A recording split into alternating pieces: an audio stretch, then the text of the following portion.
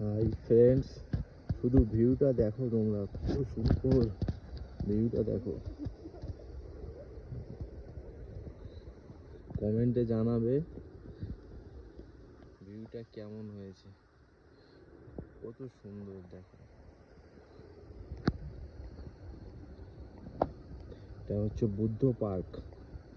তোমরা যদি সিকিমে এসে থাকো অবশ্যই এখানে সবাই আসবে, অবশ্যই আসবে। দেখো ভিউটা দেখো কত সুন্দর।